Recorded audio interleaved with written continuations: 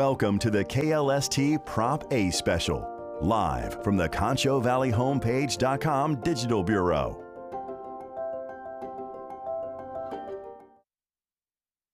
Good evening, and thank you for joining us tonight for our KLST Elections Special on the San Angelo School District's Prop A election. I have a panel of 3 experts here tonight who are able to answer just about every question anybody could ask about it. They know about it. They've been working on it for months. San Angelo School Board President, Dr. Taylor Kingman, San Angelo School District Superintendent, Dr. Chris Moran, and San Angelo Deputy Superintendent, Dr. Will Brandon. Thank you all for being here. I appreciate it. You've been doing this a lot, I'm guessing. Yes, ma'am. Yeah. Talking about it for a lot.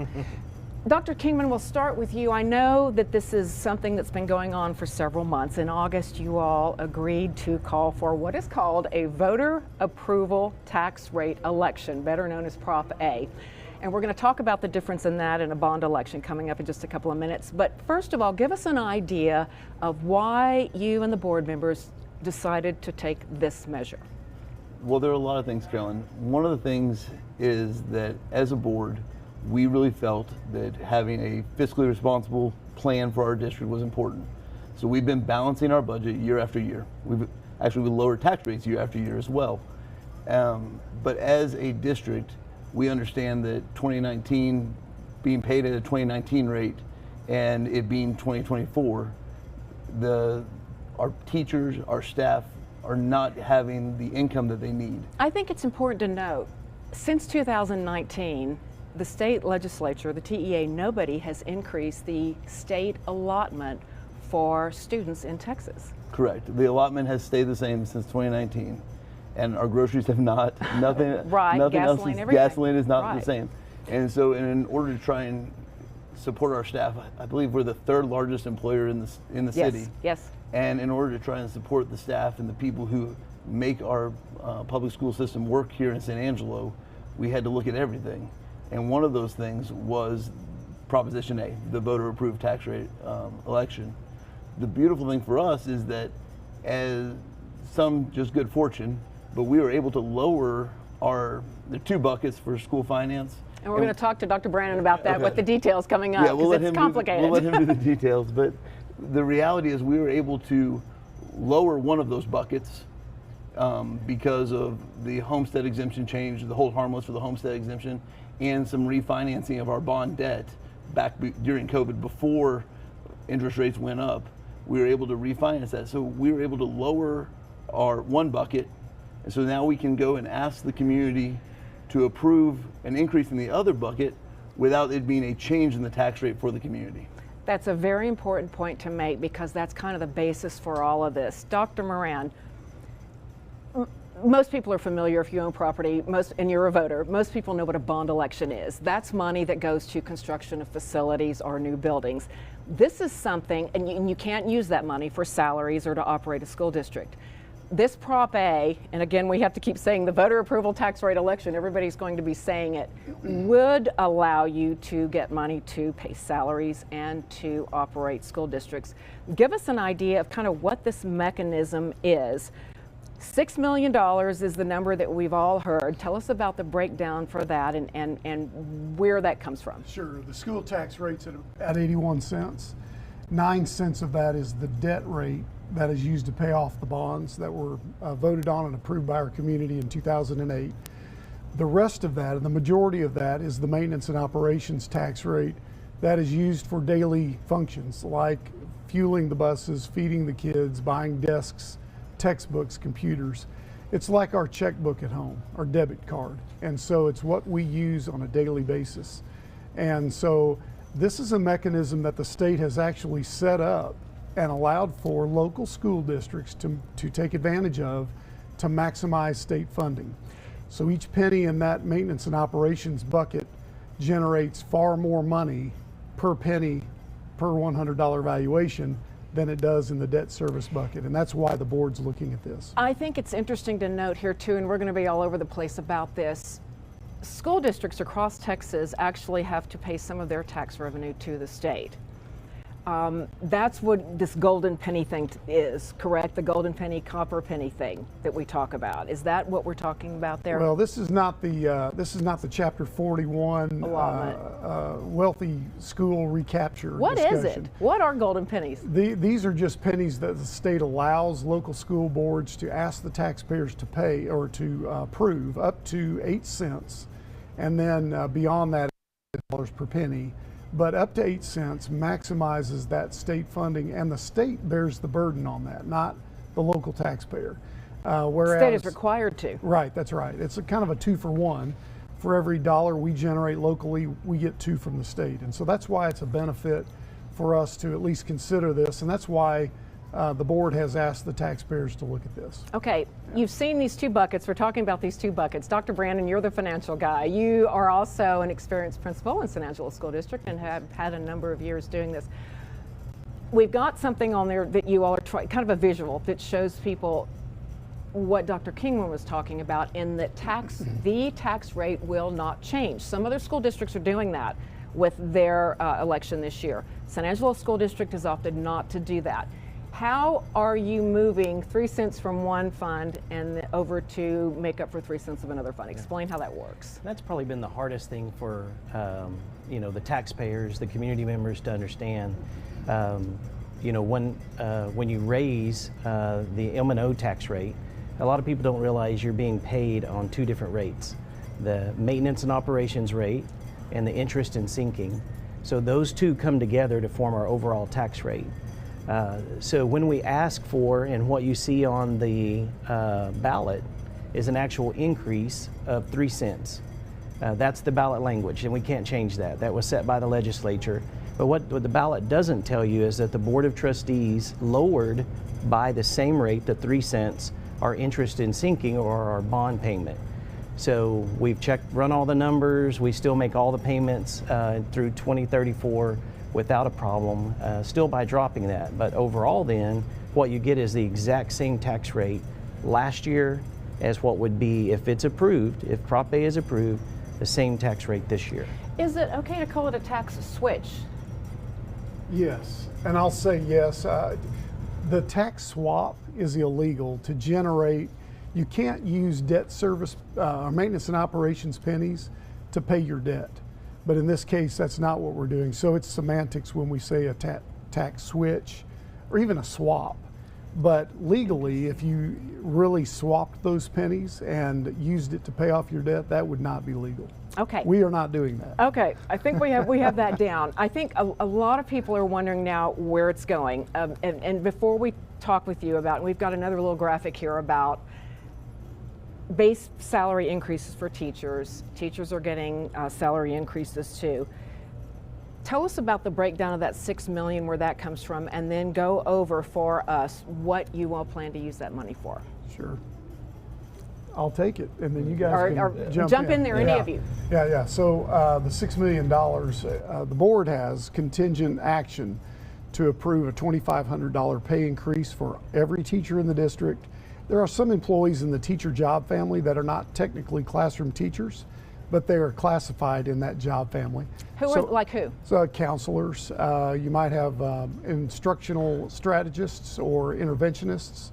They would also receive that $2,500 pay increase. So every teacher would receive that if Prop A passes. And then all other employees would get 4% of their pay grade midpoint, which is a little technical, but that's important because there's different job families and classifications within each group of people in the organization, but generally a 4% pay increase. What about bus drivers, food service workers? They're all included in that. Yeah. 4%. Okay. Everybody. Here's one of the questions.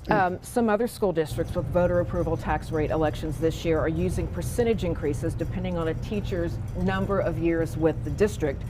What would be happening in the San Angelo School District? We're doing a flat, we're bringing the starting salary up to $50,000, but then we're doing a flat increase to every person in the teacher and employee family for $2,500. Okay. And we don't pay people based on longevity. In our district, there's a pay scale based on where you start, and so based on that starting salary of $50,000, but then to make it fair to everyone who's not a brand new employee is going to have a $2,500 increase. Okay, the basic allotment, again, we talked about earlier, from the state of Texas to school districts for students has not increased since 2019. Are voter approval tax rate elections ultimately a short-term solution? This will be toward you, Dr. Kingman. And are you concerned about going forward, what happens with the Texas legislature in January if more school education funding is not approved? Yes, I'm concerned. The short answer is absolutely, but the long answer is we've been able to adopt a balanced budget this year. We intend, the way we've allocated the $6 million that will come if a VATRE is approved, there is a little wiggle room there, about $1 million left, so that hopefully next year when health insurance premiums likely go up again, we can still offer our teachers and employees no cost health insurance. Okay, we're hoping, so it is a short-term fix, but it is a fix for now. We will need eventually, the state legislature will come through and come up with a plan that allows for the fact that things don't cost the same as they did in 2019. But this is a short-term fix, and it's a short-term fix that the legislature has provided for our community, and we can take advantage of it. Dr. Brandon, let me ask you about this. So, $6 million would, if voters approve it, all of it would actually start in August. It would be for this school year, so it would be retroactive. What about next year's budget? And I know you are already thinking about that. Does this voter election cover next year's budget? Where does it stop? How far can it go? It does. And that's probably one of the best things about Proposition A is the fact that the $6 million is not just 1 year, it's every year from moving forward. So and voters vote on it one time. One time. And that allows you to move the 3 cents over from one side to the other as long. It just stays. That stays the tax rate. So it's a permanent, it's really a permanent change. It is.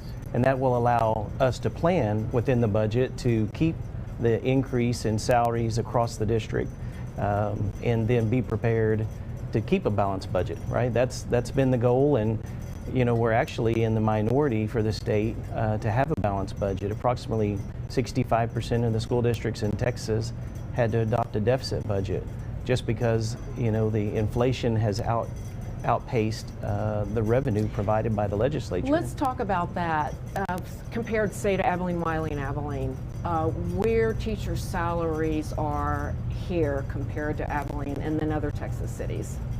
Well, we know that we're about $4,500 on average lower than the districts that we would be compared with. So Odessa, Midland, Abilene, Lubbock, Wichita Falls, our teachers are lower, and so we're trying to right that. This is a step in the right direction. It is certainly not the solution, but it's a step in the right direction. I think there's some things we can do in-house as well, become more efficient, and we're working that direction as well. But I was going to ask you, next question comes to mind. So teachers get the would get a $2,500 increase. Obviously base pay would stay the same. Following year and the following year, would teachers continue to get increases, or can you all where are you on that? I would say that, and I've encouraged teachers that, you know, the board's goal every year is to give a teacher pay raise. And that's what they've tasked us with, and this year in particular was very difficult just due to the inflation. And so, you know, the board, we were able to cut the budget first by 5%, and then the employee insurance went up $1.3 million. The board very much wants to keep a zero cost out of pocket for the employee insurance.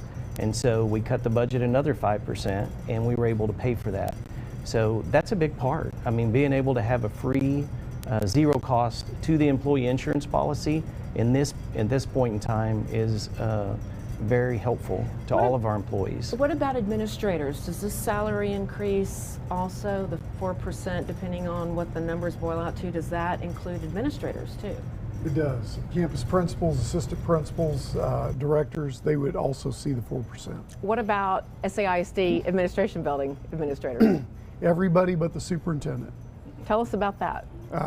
What about the Yes, superintendent? yes. Well, I think the board and I agree that I'm fairly new. This is my 9th month in the district, and this is not the appropriate time to be addressing anything of that nature with me and my contract. So I've recused myself from that process. Really, it's about our teachers and our employees, and you know, we want to value even our campus principals and assistant principals. Those people work very, very hard and tirelessly to manage those campuses, and we want to make sure they feel the benefit of this if it were to pass. Okay, let's talk about if and if not, because you have to plan obviously for all those contingencies. If approved, the district could implement salary increases as planned. If Prop A is not approved, what does the to do to amend the budget? Would the tax rate stay at 81 cents per $100 of property value? So we would not have to amend the budget because we budgeted for this to not pass, because that is the prudent thing to do. So we have a balanced budget without Proposition A.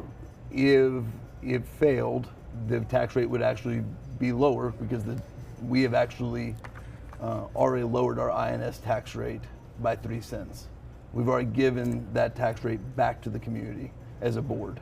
And so if the community decides that they don't want to continue at the same tax rate they are in order to give teachers, staff a raise, then we have to look as a community and what does that tell our teachers and staff, the people who are doing the work each and every day, what does that tell them about how we value them in our community? I think it's interesting in a lot of the details we see about Prop A, we see that veterans and people over 65 would not have a tax increase, which I think is important, and that's a statewide thing with school district taxes.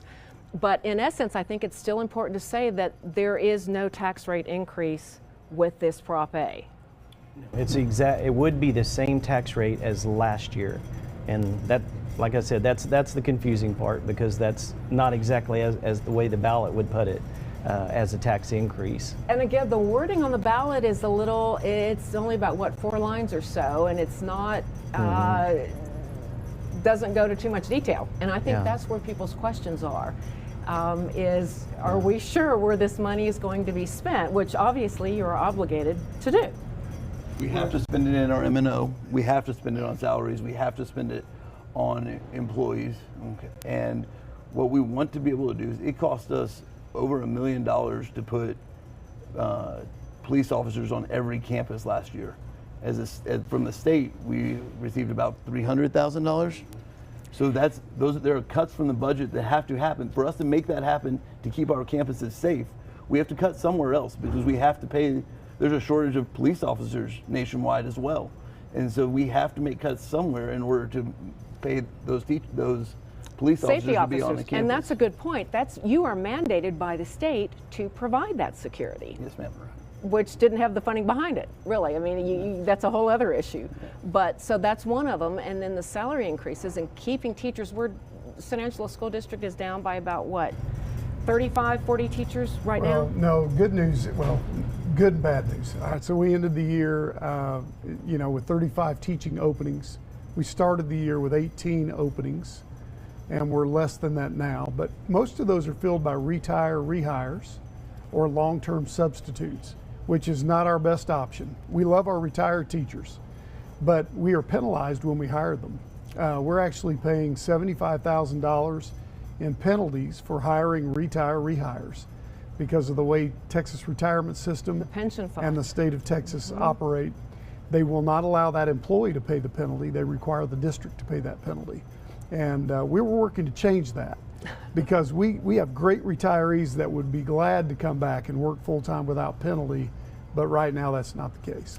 Give us an idea about where voters can go, whether they want to learn all these details about M&O and INS and all the intricacies of school funding, which you as a school board member have had to, understand and study, all of you all have, for years, to really kind of get into some depth, some background behind how this works and where the money would go.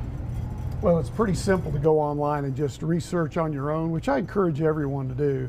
We've tried to make that easy. Shannon Schwartz, our communications director, does a great job of getting information out in a form that is palatable for our citizens. And if you go to our website, SAISD.org, you'll find anything and everything that you need. Presentations, videos, information, and we stand ready to help if you need. Just call us. We'd love to talk to people that are confused. Well, and it is something, again, you all require by law to do. It is your responsibility. And I think that's important to kind of get across to people. And I do think it's important to understand, because we're obligated by the state to only have facts on our website, everything on our website is checked, double checked, and is a fact about what we're doing. That is not necessarily true of every other website or any social media website. But on our website, everything we put out there is double checked and has to be a factual statement. You know, and I think that is kind of a concern for a lot of people in these very politically charged times, with an election coming up in less than 2 weeks now, 2 weeks from yesterday. I do. How do you get that across to people that this, you have to deal with facts, and the numbers are really there. And if they, even the efficiency report, that's what, 25 pages long, efficiency audit, which is kind of interesting. If you're a tech and you want to know all about this, it compares it to other school districts. It compares what you all are doing through the years. Is that an interesting read for people? I would encourage anyone to take a look at the efficiency audit, and it's on the financial transparency web page of our website, because we did very well. I mean, when you put San Angelo ISD against other districts, same size, number of students, demographics, you know, when you look at our fund balance, our expenditures, our administrative to student ratios, we fared very well and against all categories. And that's why it's there. With the voter, the state wants to make sure the voter knows that the district is taking care of the finances. And that was actually part of the timeline for you all getting to agreeing to send the voter tax rate to the voters. Exactly. We had to have that complete, make sure that we could give that to the voters and show them what our district is doing, good or bad. We're glad it's good, but so that we could show it to the public before it. And I think that we had to do that in July. All right, right. Yeah. So it's all down again, just kind of the simple details of it. Give us another synopsis of Prop A, because I know you all have been talking to lots of groups. Dr. Brandon, you said you've spoken to 14 or so far. Yeah, about 14 different groups of people, just so that they understand the basics of it. Is the tax rate is not, it is the exact same rate as last year's tax rate. The $6 million raised, only $2 million is raised locally, $4 million is paid by the state. Tell us the details, tell us about that, how that works. So it's tied to the golden pennies. The legislature wanted to incentivize school districts to raise money locally. And so the golden pennies were put in place so that if you would do that, if you raise the money locally, they would incentivize that by paying at a higher rate for the first 8 golden pennies. We have 5 of those approved by the Board of Trustees. We're asking for 3. And so for us not to receive that really just keeps $4 million in the pocket of the state. We really want that for the children of San Angelo ISD. Let me ask you about your history and experience with school funding. A lot of us remember the Robin Hood plan when the Texas legislature years ago changed the way Texas school districts are funded and the way the money goes back and forth. Where do you see this going in the next 2, 3, 4, 5 years? Or is that I'll just speak to the legislative session that's coming up. Starts in January. Right. You know, when we look at the governor's priorities, the Senate priorities, and the House, the governor's priority does not include an increase in the basic allotment. His priorities don't include an increase in school funding. Vouchers and education savings accounts are at the top of the list. Right. And you know, when we start the second Tuesday of January and it gets underway, 60 days have to pass before they really pass anything. But that's one of his priorities. And I have a suspicion that a lot of school funding is going to be tied up in the voucher discussion, just like it was last time. I don't see that going away, but I also think that there's some movement there because a lot of these folks that won in the primaries that ran on the voucher I think are discovering that being in Austin is not as simple as it might have seemed at first. and there will be a lot of different opinions on that one. And I think it is, again, interesting to point out that San Angelo is not the only school district in Texas doing this year, that a lot of people are in the same boat, some in much worse situations too, doing this. I saw an article recently on Austin ISD. I think Austin ISD had adopted a $119 million deficit budget. Correct. And they were honestly pleading with taxpayers that of the need. Yes, the superintendent says that he's going to have to start making some really serious cuts if that's not approved on November 5th, if their Proposition A is not approved. But you all say that you plan for that, and again, Austin residents are facing a tax increase, property tax increase with that. Again, we want to be really clear, San Angelo School District, you all have not done it, the tax rate would stay the same. One more time, details of it. Base pay would go up to what for school teachers? Beginning pay for teachers, $50,000, and everyone else that's a teacher would receive $2,500 in addition to their current pay. And then all the rest of everybody else, we talk about all the thousands of people who are employed by the school district also in there for an increase. 4%. Okay. Yep. All right. Again, early voting is underway. Record, we were looking at the numbers in Tom Green County, 3,300 or so voted on Monday, 3,600 voted yesterday. The elections administrator says that she's seeing some of the highest turnout that she's seen so far. And of course, we don't have any exit polls, so we don't know how it's going. Well, judging by what I saw on Monday, the SAISD administration building is a polling location. Yes, one of the 5. Most of those people came through our doors. So are you? It was full. The line is out the door. And we should mention that, and the hours kind of changed too. You can vote early through November 1st, and there are the administration building, the B. Keys building, and then there are 3 others to vote early. And you can cast early ballots, which is a lot of people say is the best thing to do until November 1st. And you can go to the county website to find the hours and the exact locations. Anything else you all would like to add before we wrap it up tonight?